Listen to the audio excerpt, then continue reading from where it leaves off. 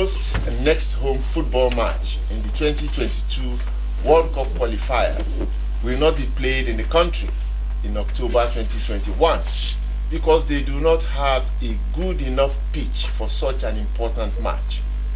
Earlier in May 2021, the stadium grounds in about 15 countries across Africa were also rejected by CAF as unfit for that level of matches.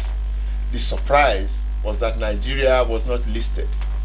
One of the most important ingredients to make a football match one of high quality to play for the players, one to watch for spectators, and one to market for administrators is the condition of the playing pitch.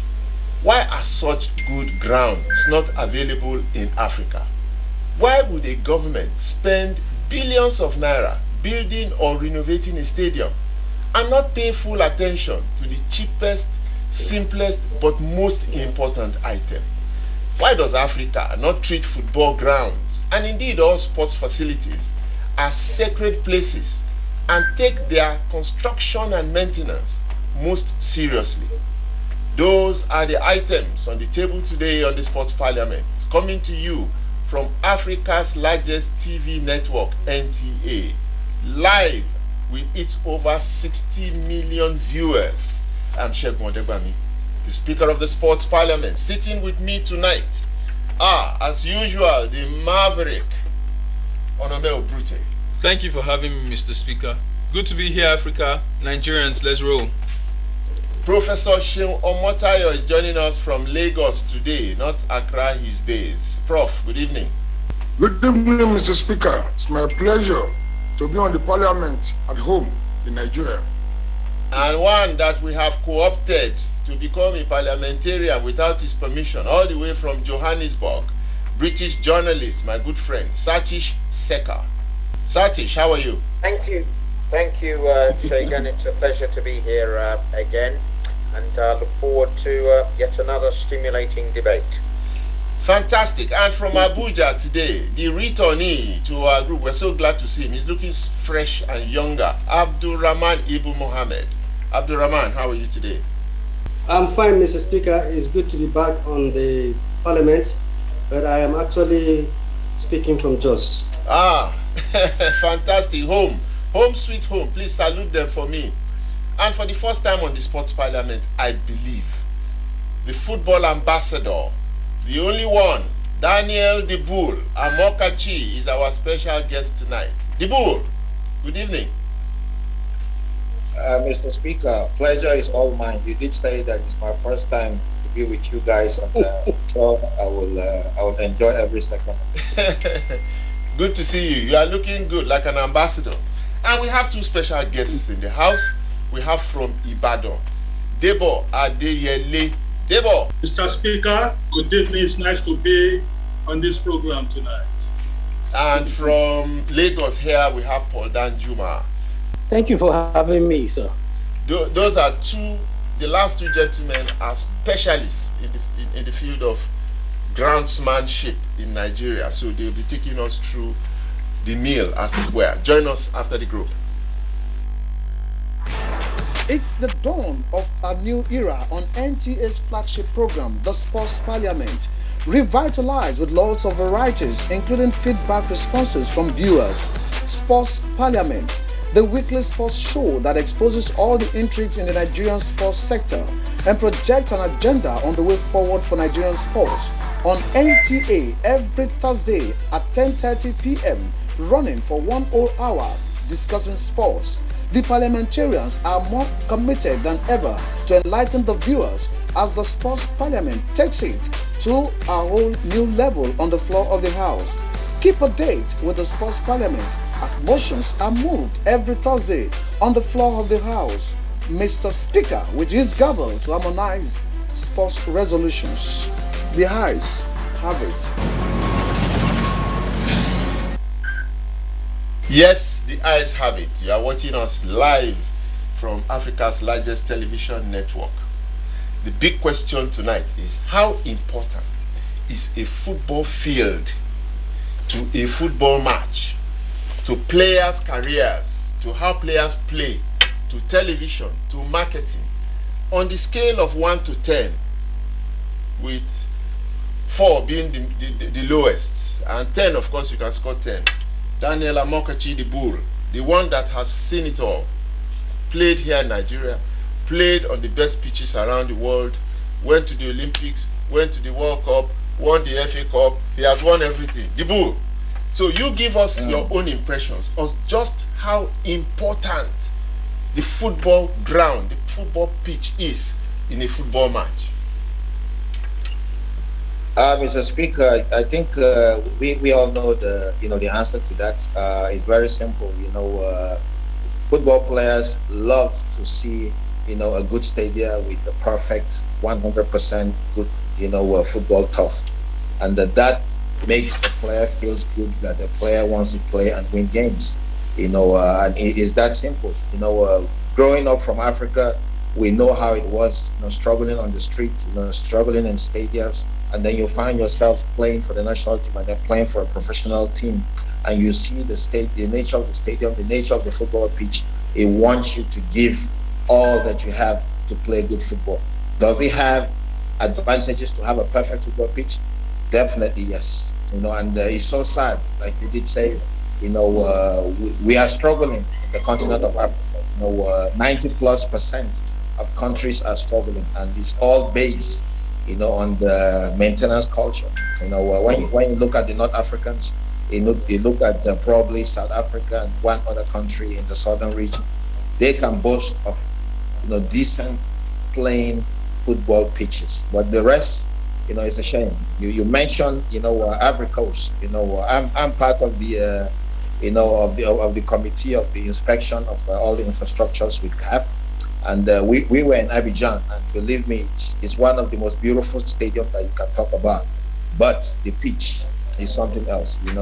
With a pitch like that, how can you play football? If you spend millions in putting a structure, then why forget the most important thing that makes you to play beautiful football?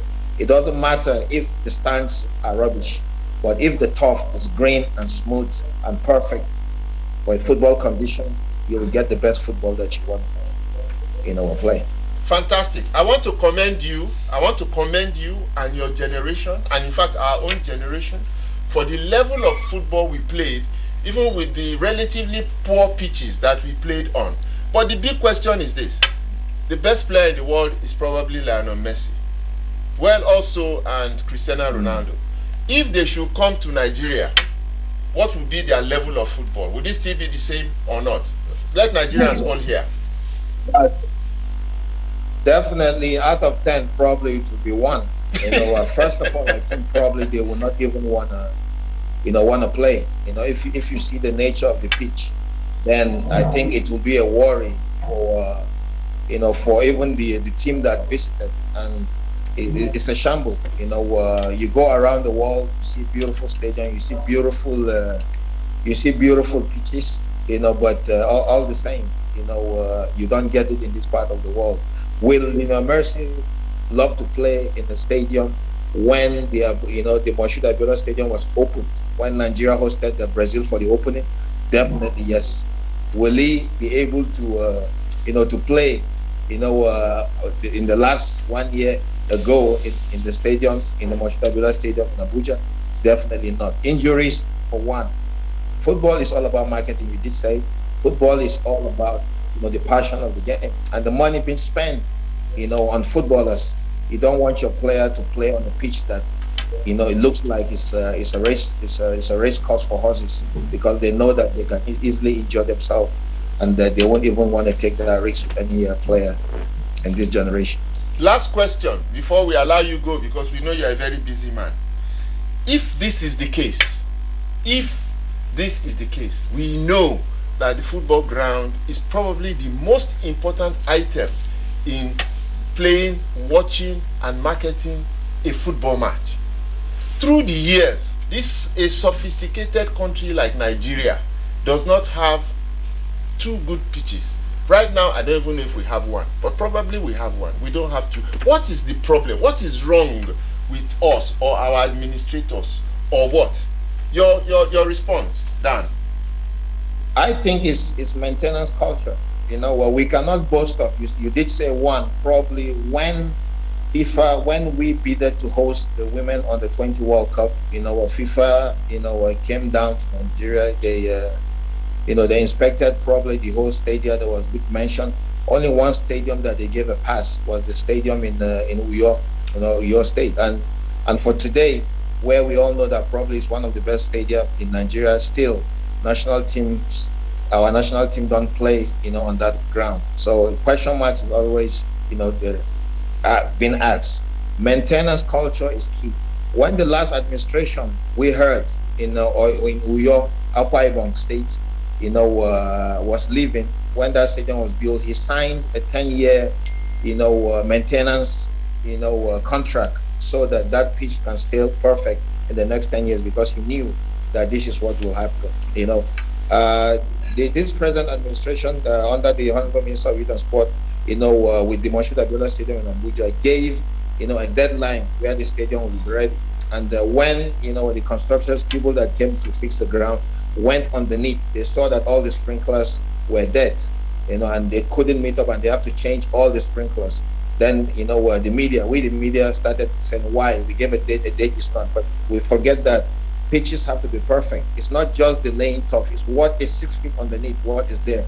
The drainage systems, the drainage is one, and the sprinkle to keep, the grass green is the second one. We just saw what happened in Ibadan, where we heard that 5-point-something billion was spent, to construct a stadium, and there was a rainfall, and then it became a lake in the stadium. Then that tells you that, what needed to be done wasn't done. We have to focus on maintenance culture.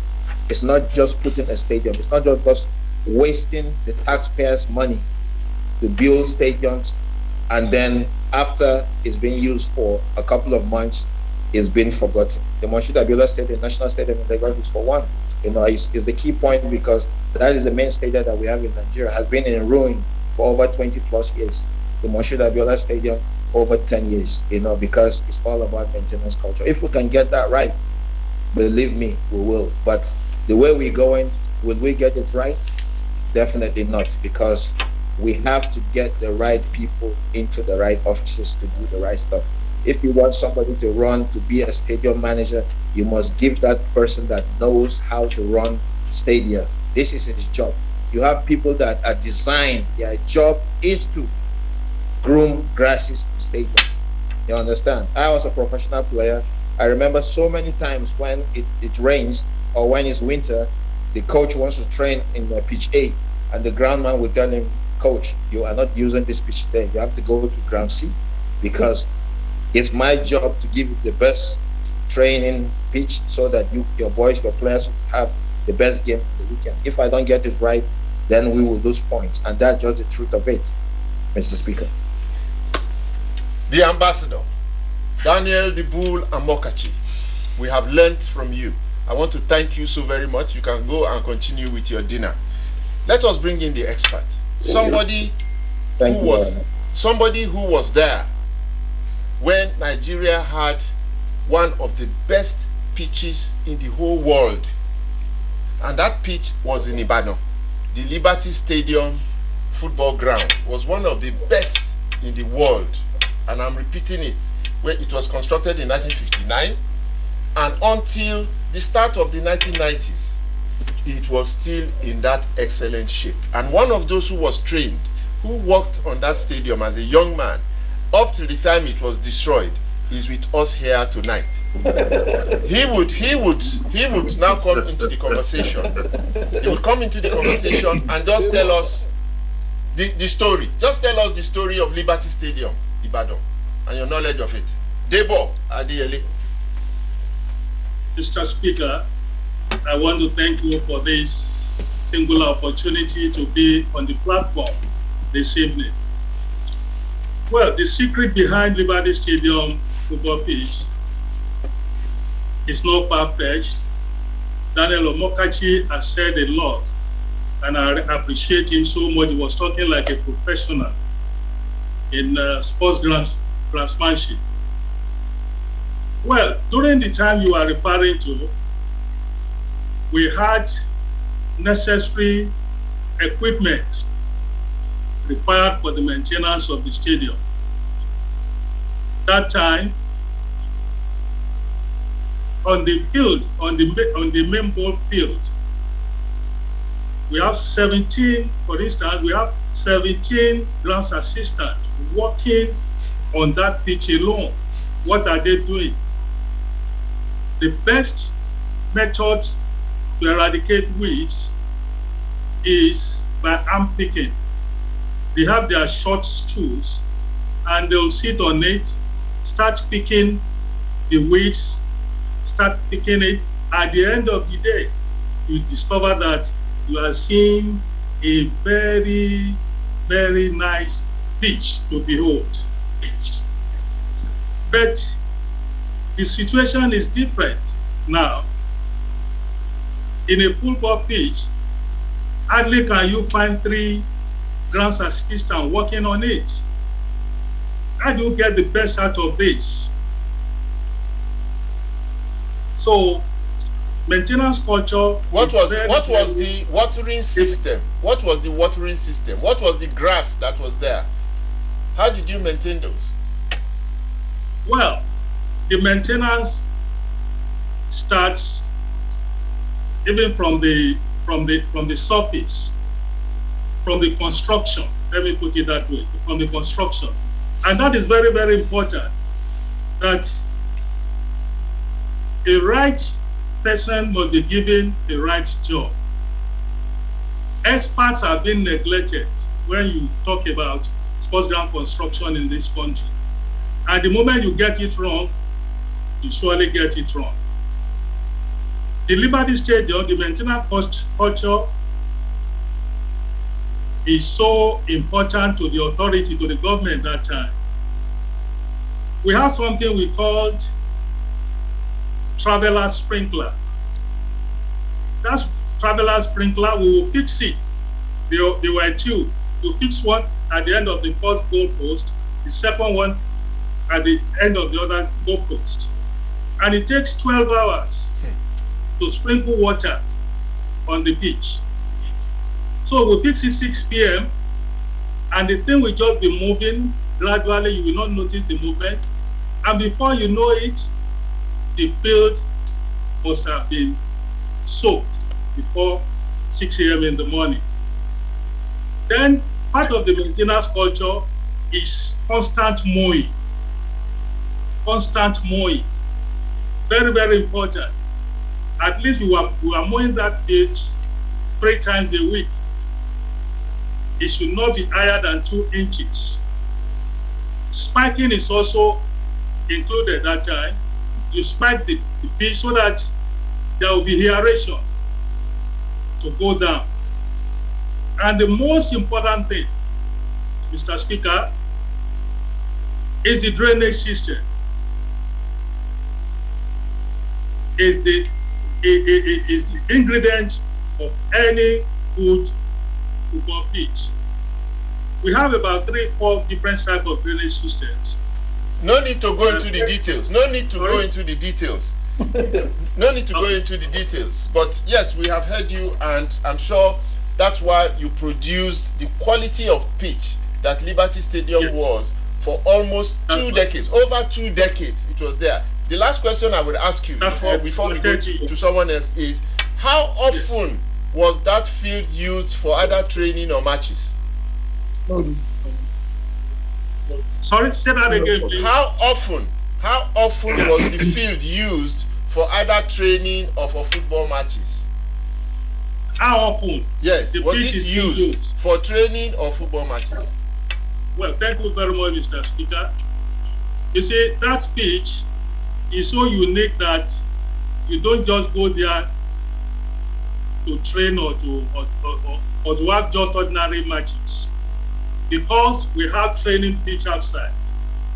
It is when you have real football match that is when you are allowed to use the main ball pitch.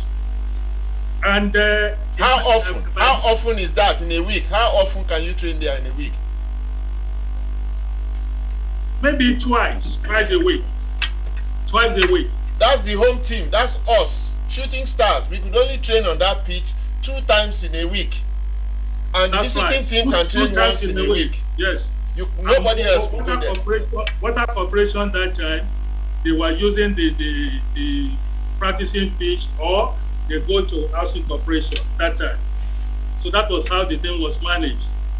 And I need to add this.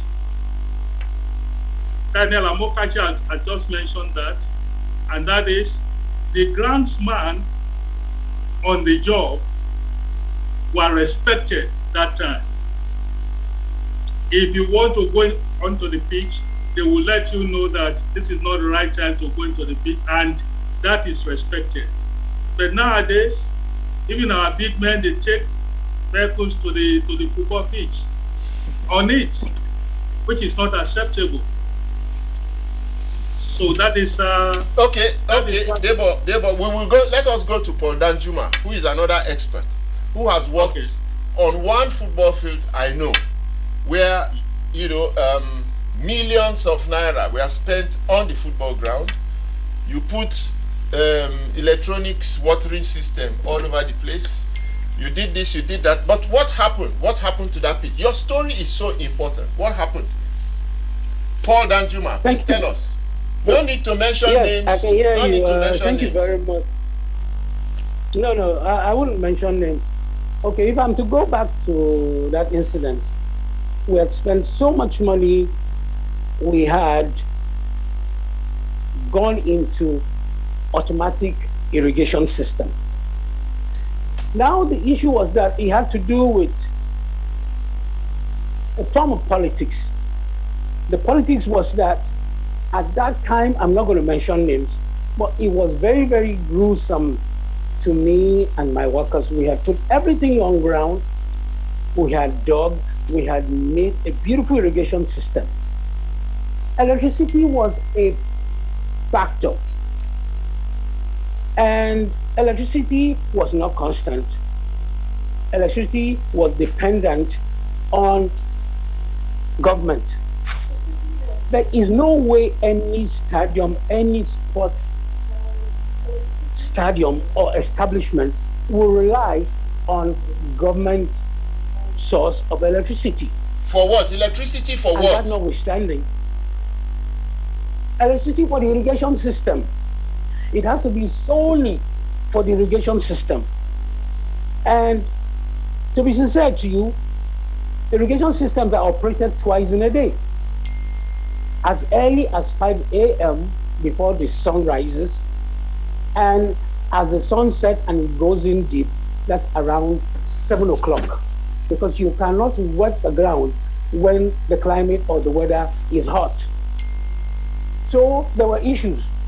The civil servants were in control of the generator and in control of electricity. We had worked so hard, and all these things were put in place. And to add salt into injury, gentlemen, it became a time when, I'm not going to mention names, that the president, it was 40th anniversary of the state. And there was need for the president to visit the state. And where else would they use? It had to be the stadium.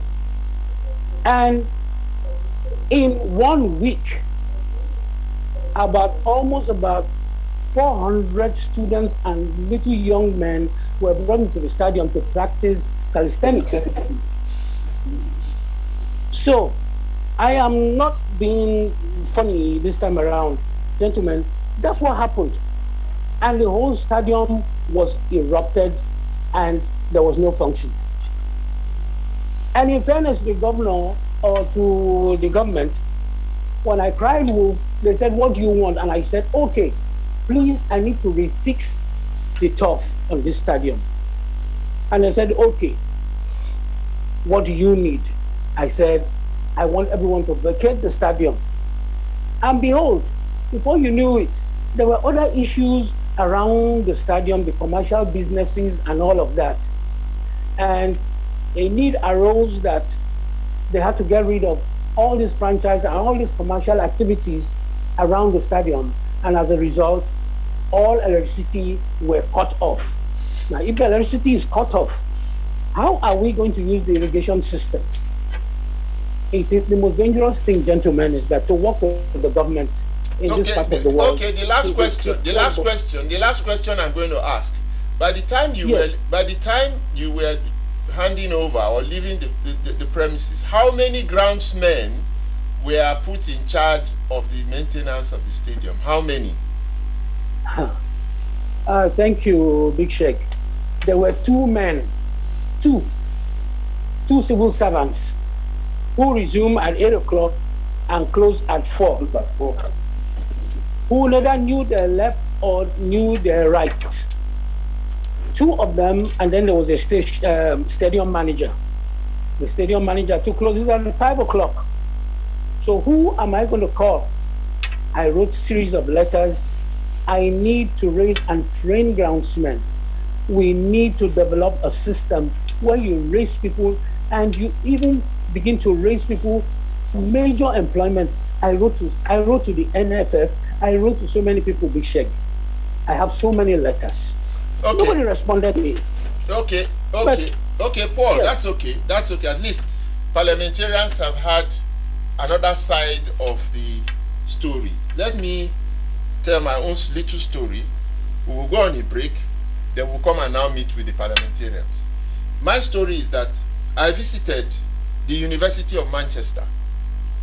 We actually went to see Manchester City grounds, and then we visited the University of Manchester. In the University of Manchester, go and check it out today. Onome, there are 35 football fields in a university. 35 full-size football fields. Each one of those football fields is better than all the pitches that I know in Nigeria today. Each one of those pitches, just pick any one, is better than anyone that I know in Nigeria today.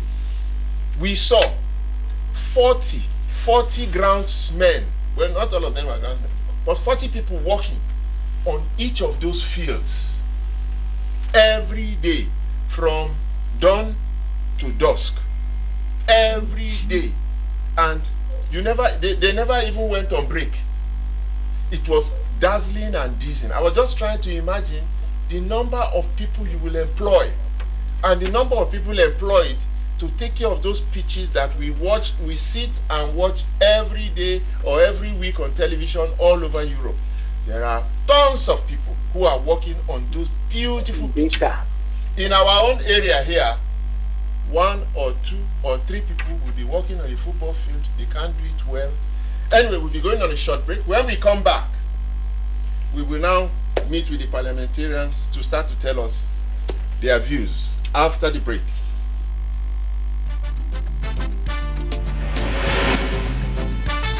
And there's a start and get.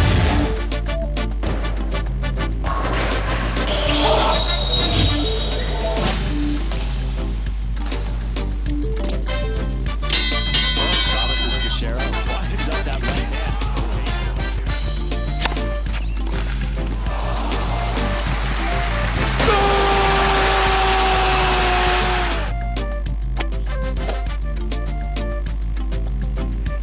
Archbishop of basketball, goal! He hung on that net like a stalk up a tree. NTA Sports 24 brings you all sports, all time and all day. Tune in to watch NTA Sports 24 on Star Times Channel 270, StarSat on Channel 434 and Free TV on Channel 731. NTA Sports 24, where sports thrive.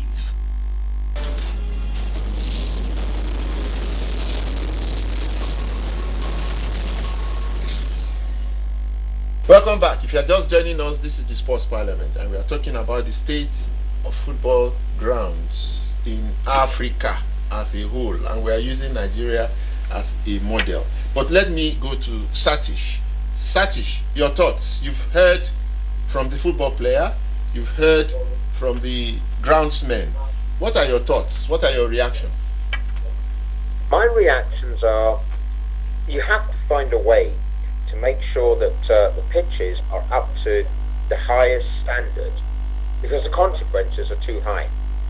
Take, for example, that match between Ivory Coast and Cameroon.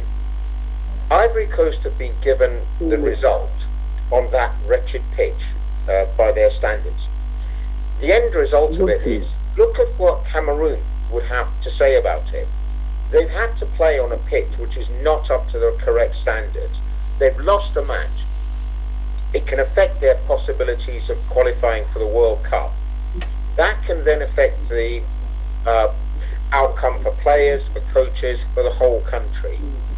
There really is no excuse to have pitches of that bad quality when, for example, Infantino and others are saying they want to see African football at the very height. Well, if they want to see it at the height, why aren't they actually developing the pitches? Why aren't they creating opportunity to help all these countries put their pitches up to the standard that it needs to be? So my thoughts are, I don't see how we can be in 2021 and unable to actually deliver quality pitches. Fantastic. Abdurrahman Ibu Mohammed from Jos. Mr. Speaker, those who have spoken earlier, beginning from Daniel Diboul and the man who superintended over the Liberty Stadium pitch, they have said it all.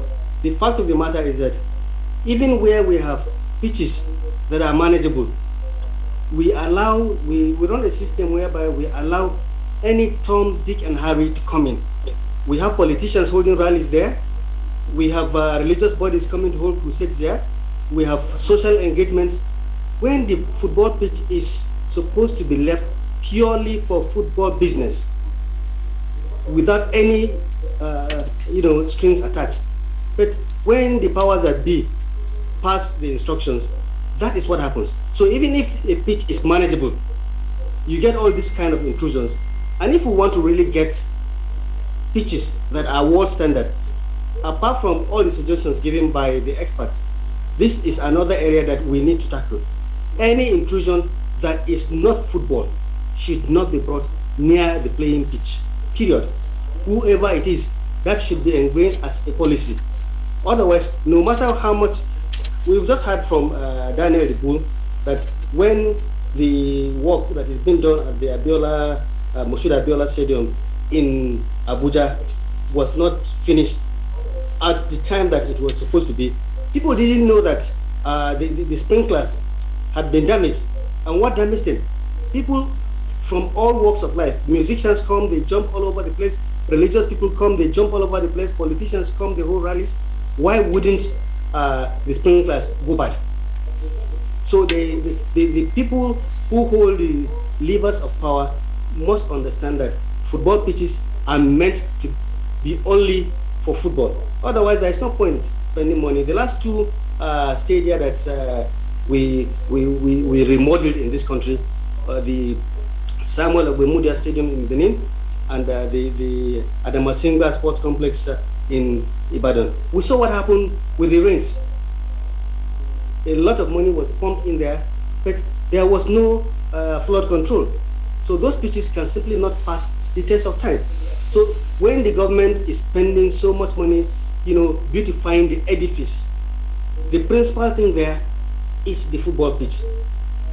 Due regard should be taken, to be sure that maintenance is provided for, sufficient groundsmen are employed, and sufficient drainage systems are built under, and no intrusion of whatever kind should be allowed. I will hold fire for now. Thank you. Well, Professor Shimon Motayo, your thoughts. Mr. Speaker, thank you very much. I think the major issue, following from my years of research on pitches, I discovered that it's not even in Nigeria alone. Across Africa, is an issue of a decay, either functional decay or structural decay.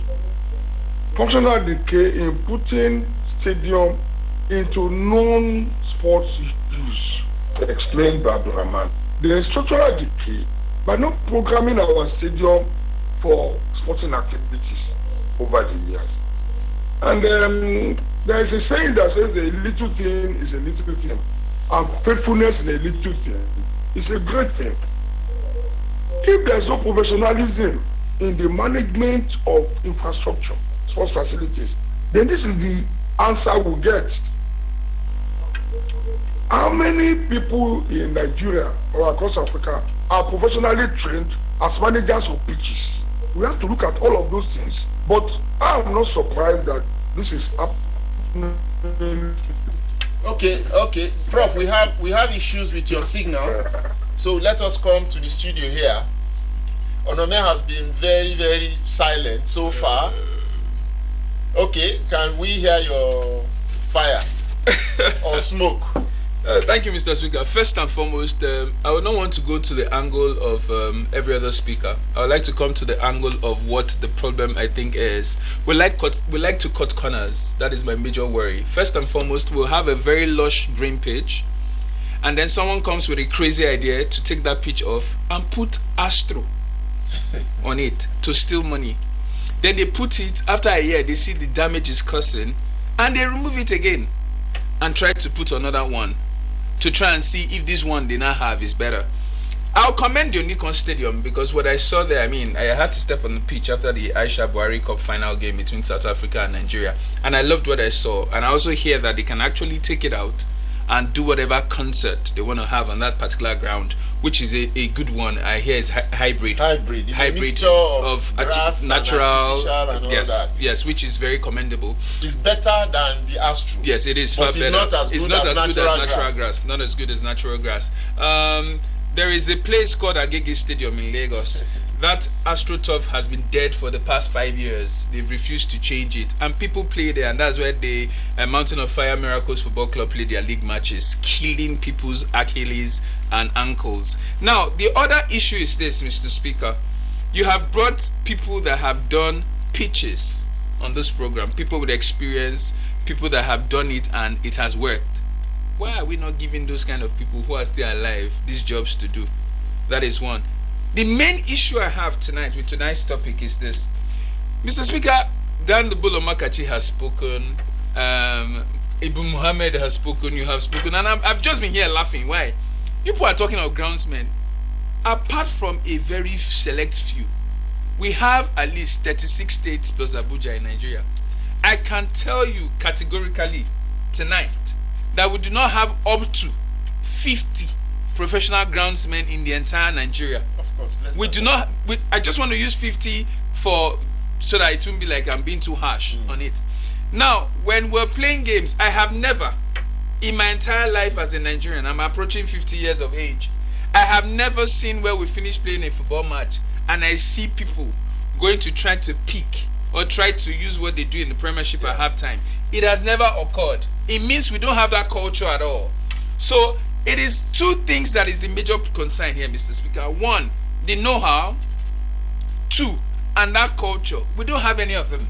So basically what you see us do is copy and paste without changing anything. We just copy, paste, and then the thing dies naturally. There is somewhere in Lagos called Campus Mini Stadium. It used to be a burial ground. I went there on Thursday after the Aisha Buhari tournament and I started laughing again.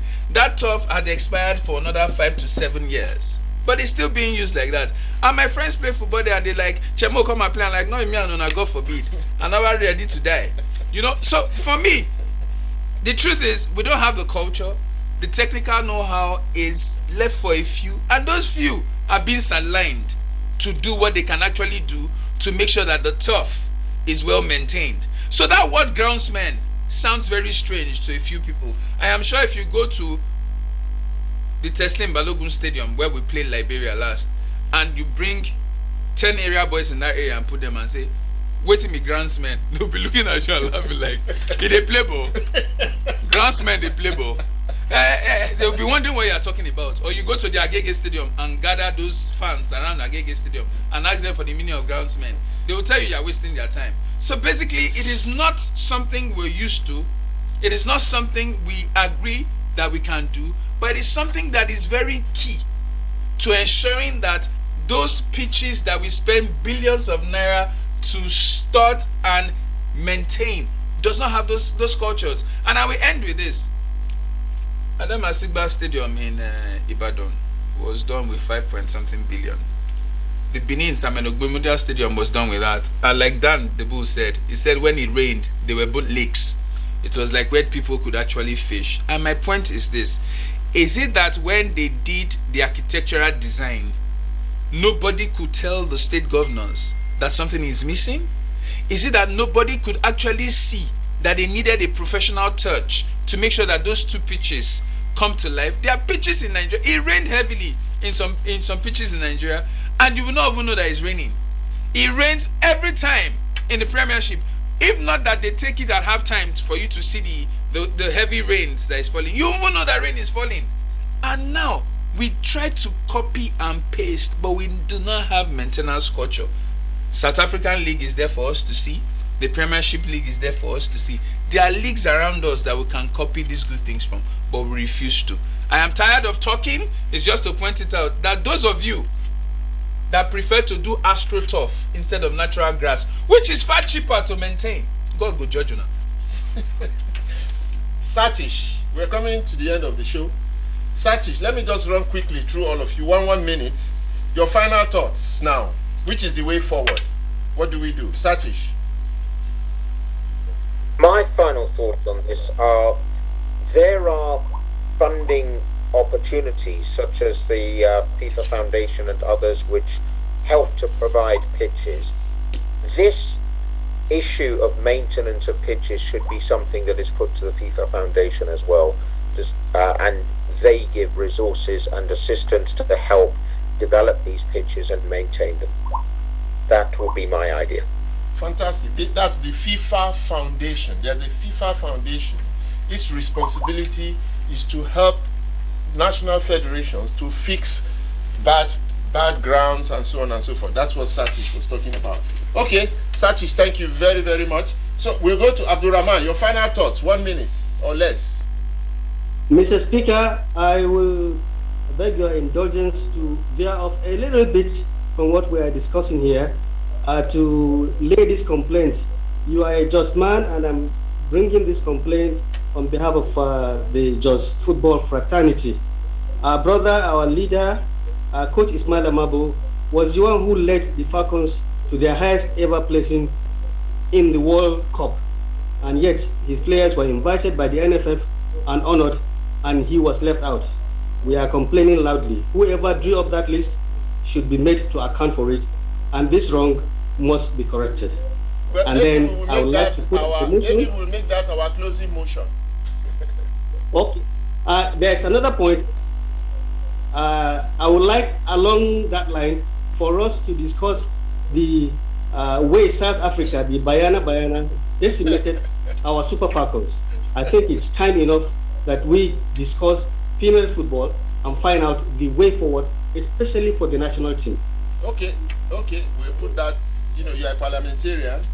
Anytime you want that, we will have it.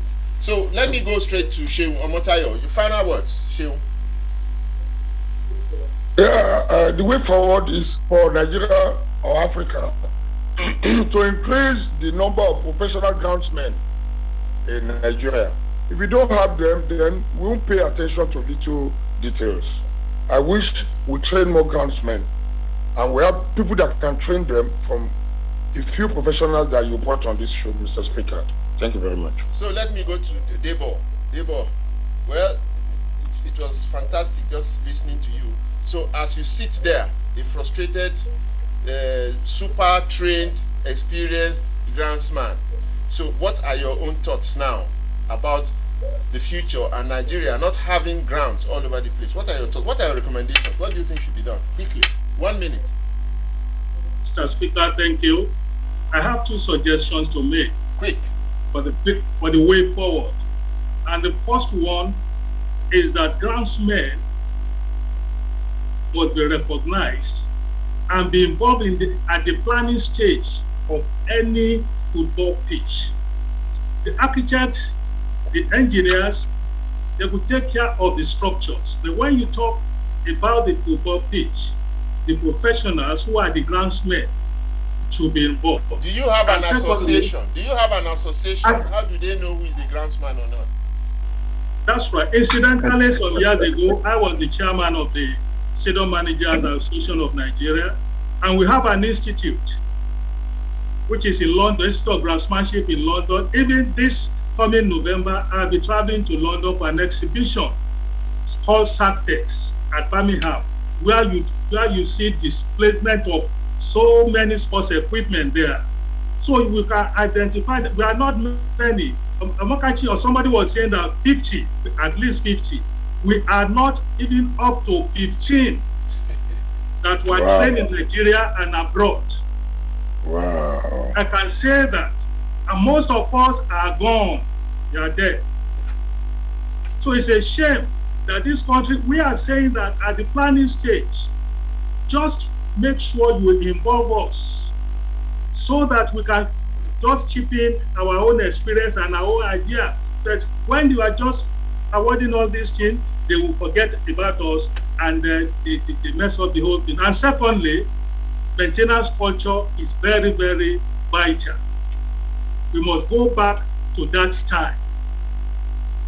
Because, Mr. Speaker, you remember that Liberty Stadium pitch, people come from all different parts of Western region that time for excursion, the students. To come and sit and watch and see how they are maintaining the stadium. Exactly, well, exactly. Thank you. You don't need to say anymore. Let us go to Paul Danjuma before we end today's show. Paul, you have 30 seconds. Yes. 30 seconds. Your final thoughts and recommendations. Thank you, Mr. Speaker. I think it has to do with attitude. Attitude and our goals. Everything is business. And let's just look at it. When you tell somebody, I studied grass, for goodness sake, I studied grass, sports, agronomy.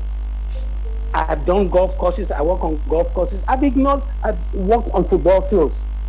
Who wants to study grass? If your child came home to tell you that, Daddy, I want to study agronomy, and he says, oh, that's agriculture. He says, no, agronomy in sports. What would your response be? And before we begin to go about groundsmen and all of that, I've seen it all. I have touched these people. Our attitude, our paradigm of life in this part of the country, knowledge, all our understanding, even our proficiencies. Go to NFF. Nobody cares. I've been there. I will say it on this platform. Nobody cares, my dear Mr. Speaker. They don't care. Grass is grass. Let them play the way it is. So as long as our ball, you are a footballer. You have been a footballer. Amokachi has been a footballer in this country. Why do you think that Amokachi gave his best to Everton, then he came back home to give back home here?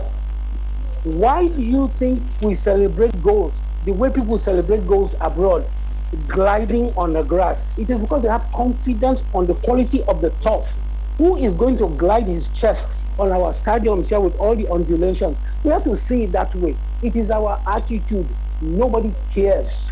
As long as these boys get to the final, proficiency, we don't have it, Mr. President, Mr. Speaker. Okay. That is just the bottom line. We don't care. Well, I agree Thank with you. Sir. People don't care so much, but the point really is that people don't know. They don't know. Look, I have been in several committees, national and international, and when you discuss the issue of this pitches, they just don't have the faintest idea. Onome, we are all waiting for the motion.